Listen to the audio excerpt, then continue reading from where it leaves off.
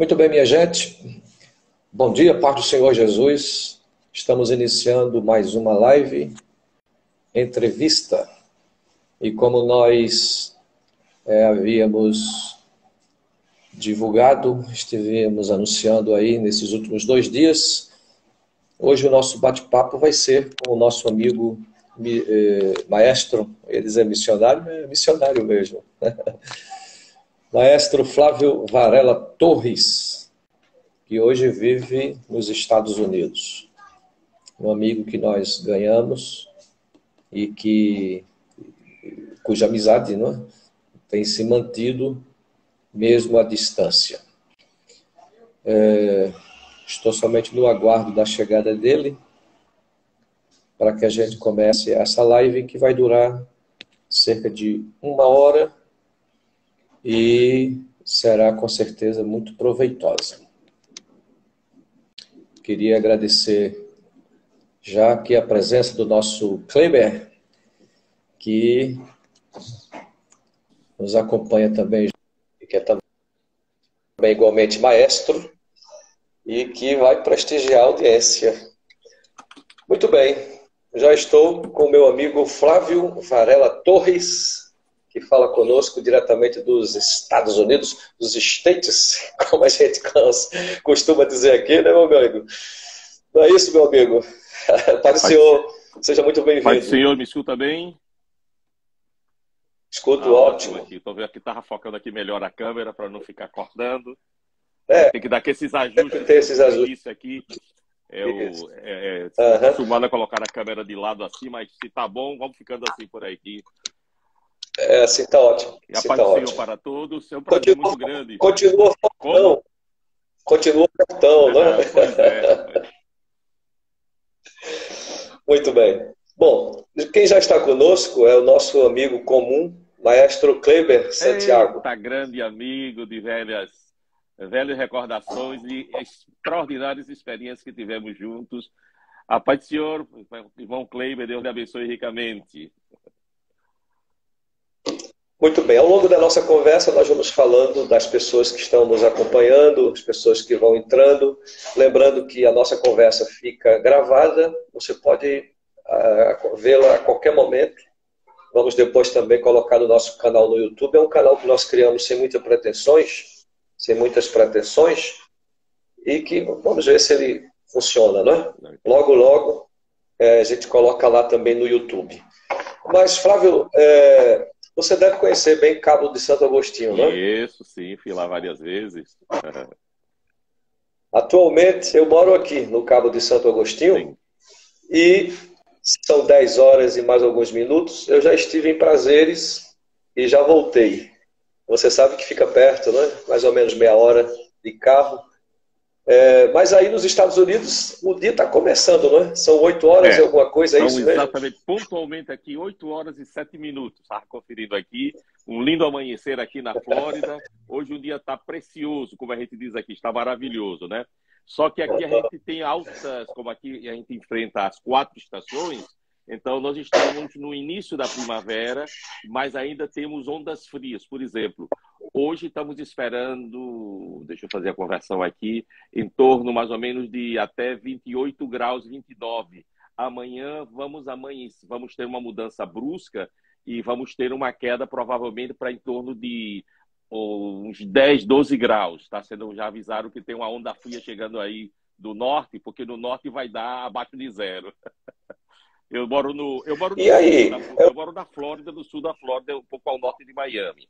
Então, então as ondas quando vêm, quer dizer, os Estados Unidos pega tudo, mas lá às vezes pega por aqui. E mesmo sendo primavera, dá umas boas esfriadas ainda. Mas eu creio que essa deve ser uma das últimas, porque já está na primavera aqui, as flores estão já aparecendo, inclusive escolarmente falando, eles têm aqui uma coisa que chamam de Spring Break, que é exatamente uma parada nas aulas para receber, digamos assim, a primavera que tem aqui.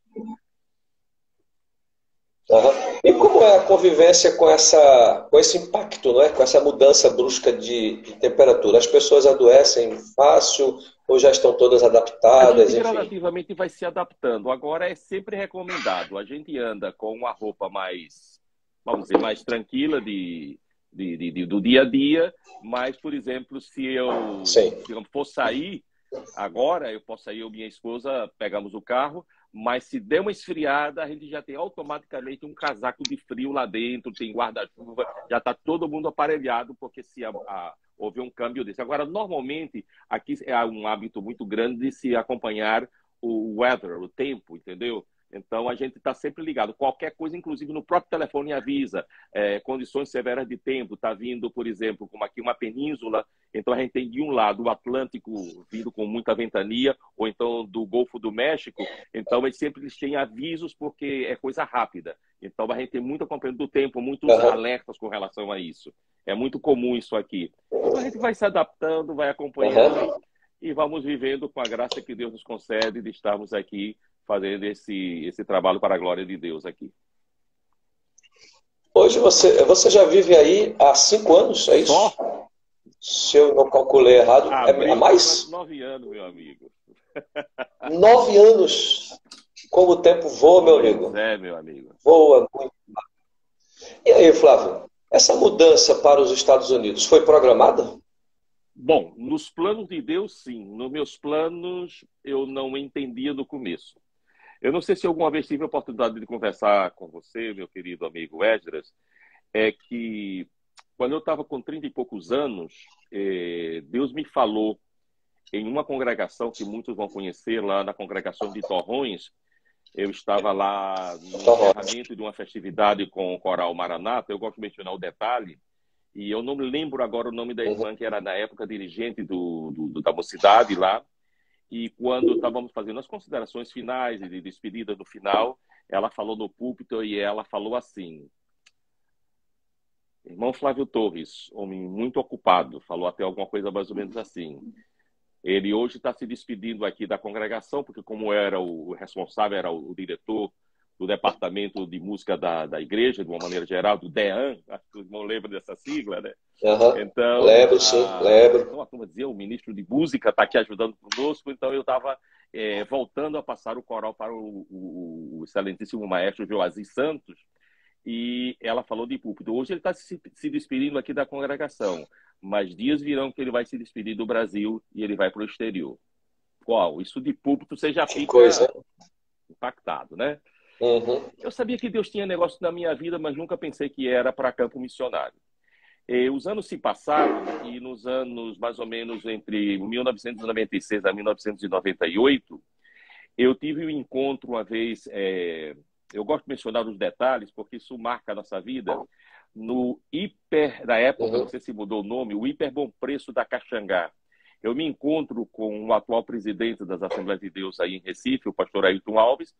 Trocamos uma conversa amigável durante um certo período e depois encontrei com um maestro que me fugiu agora o nome dele, mas o nome da esposa dele eu lembro, irmã Signe.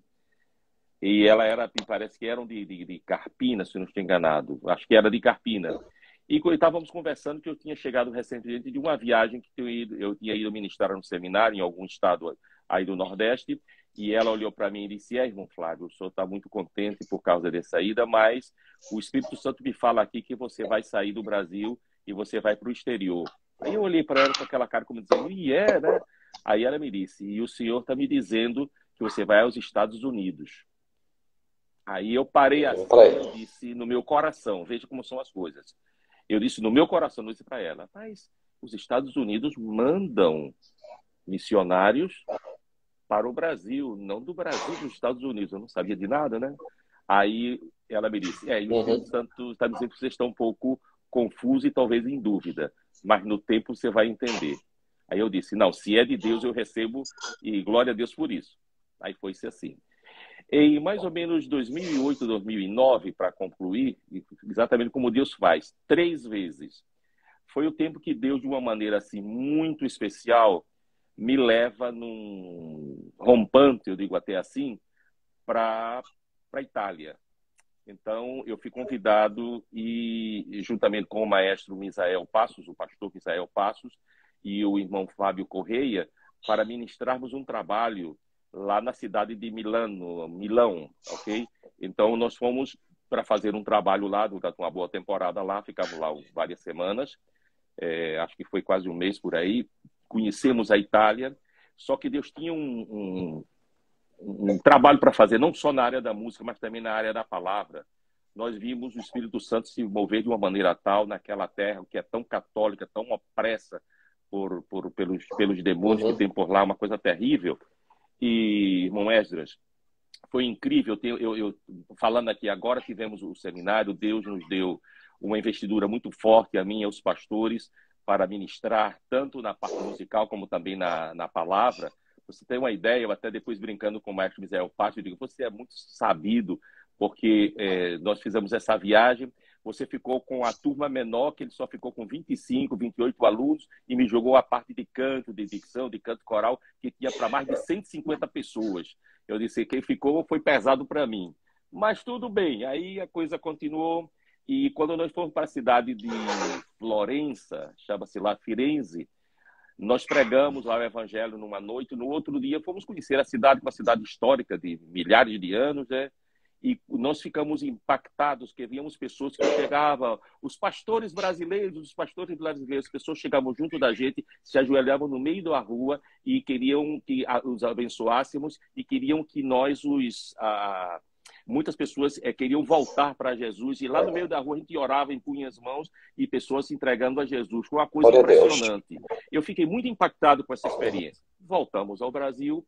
Na volta, no próprio Templo Central das Assembleias de Deus, num retorno, eu estava lá em alguma atividade, porque eu trabalhava lá, com certeza, e o irmão Fernando, na época era presbítero, que trabalhava na parte de reprografia, não sei se ele foi mudado de setor, nós fizemos lá, tivemos um momento de oração lá, e quando ele terminou, ele olhou para mim, baixou assim a testa e disse, irmão Flávio, o Espírito Santo está me dizendo que o senhor se prepare, que logo, logo o senhor vai para uma missão e é nos Estados Unidos.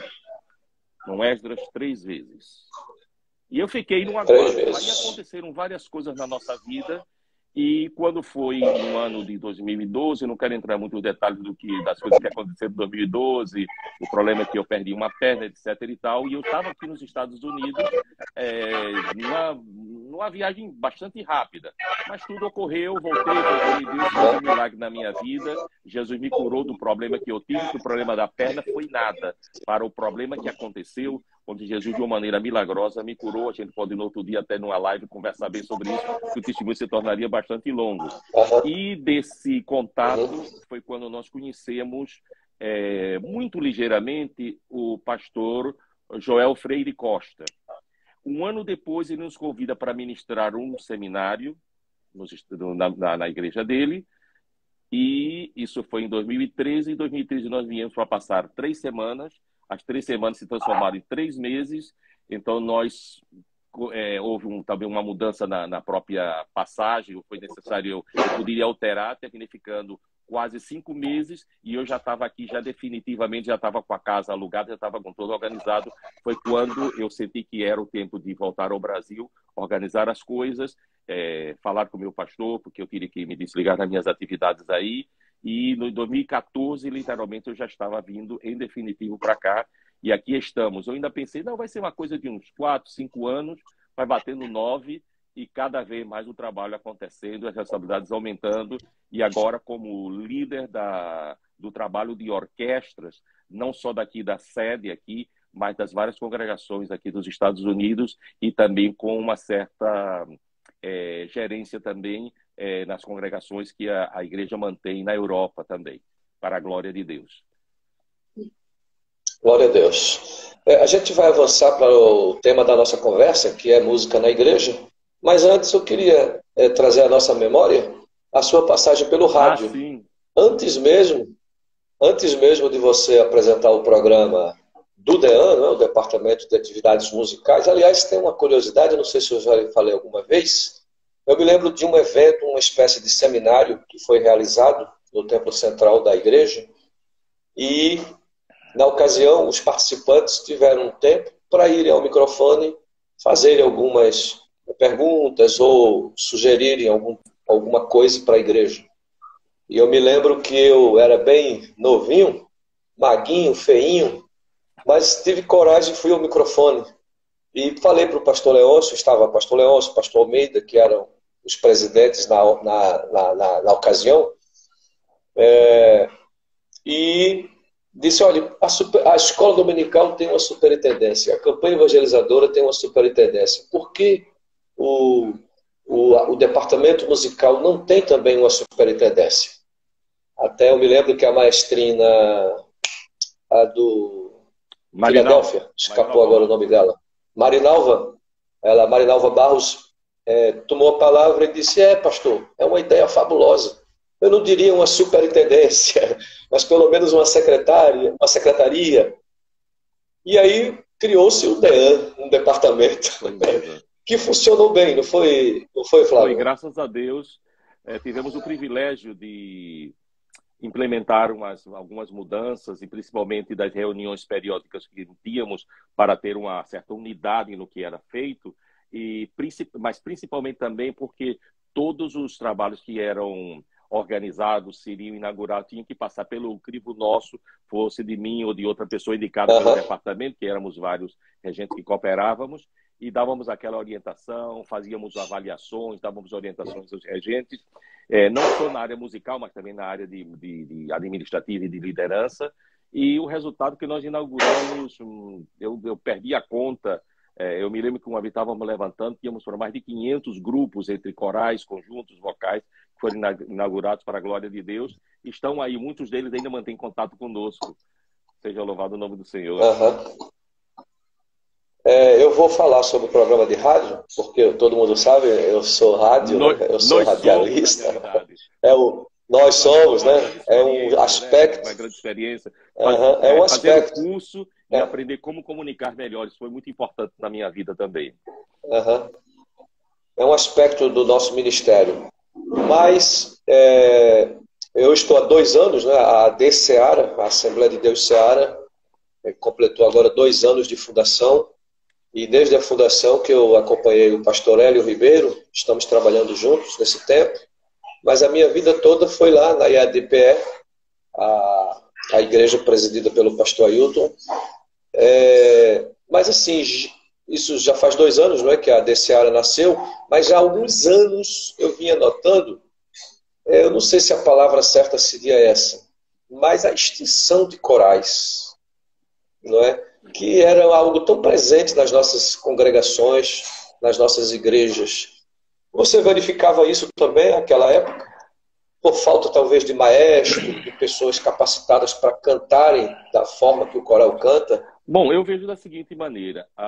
Eu imaginava, era um sonho que eu tinha, que a gente poderia, não Flávio Torres, mas eu falo assim, o grupo de maestros, mas principalmente através da unção de Deus, a gente pudesse animar as pessoas a voltarem a estudar música como era feita no passado. O pessoal se dedicava, não profissionalmente falando somente, mas assim, a dedicação que é natural, o dom natural, e pessoas fossem levantadas e orientadas, claro, para levantar grupos em vozes, com a excelência do elemento vocalmente falando, em termos de harmonias, de efeito. Claro, tinha que ter uma chamada de Deus, eu entendo por esse lado também perfeitamente, mas começamos a ver que também havia um problema, havia um desinteresse também, muitas vezes a nível de liderança, que qualquer grupo poderia se levantar e cantar, e do jeito que tivesse, estava bom, contanto que o pessoal estivesse lá cantando de qualquer maneira. Parece que a orientação técnica,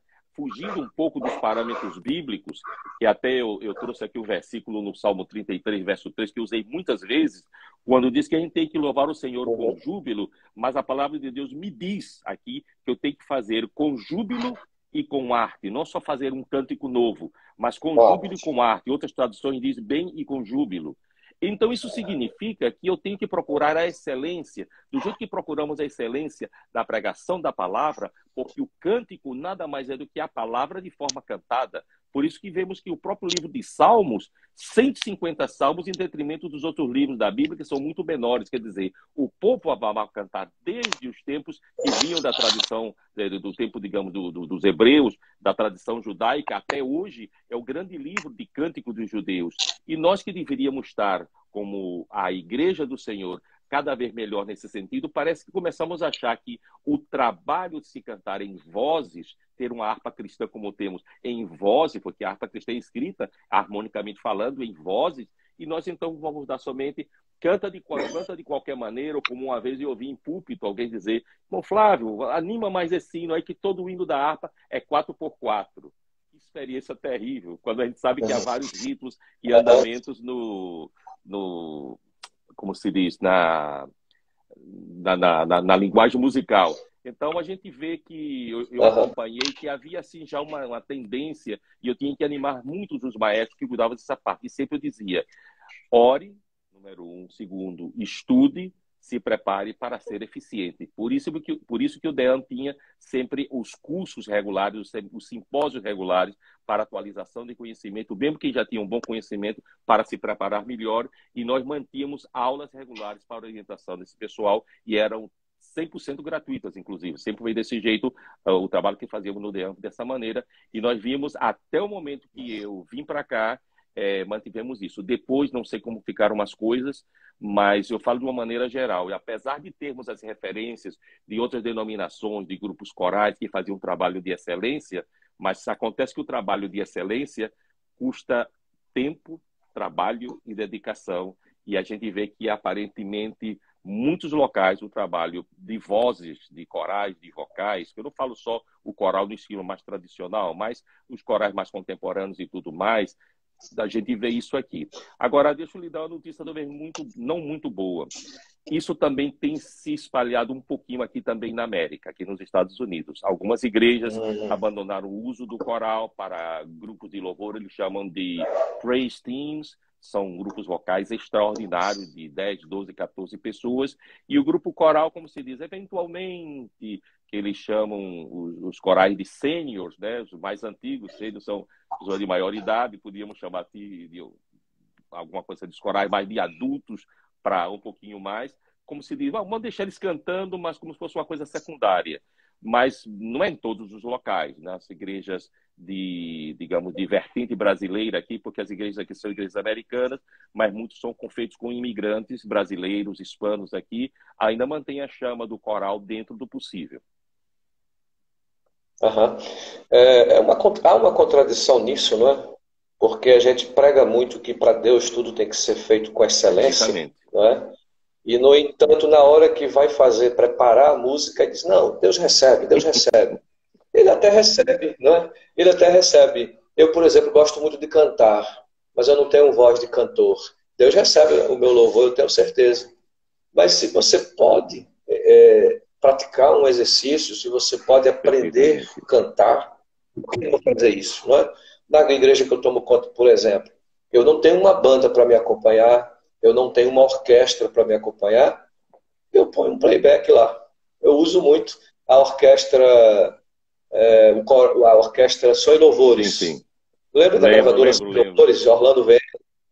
Aquela belíssima obra que foi produzida pela gravadora Som e Louvores, que até hoje nos encanta, não é?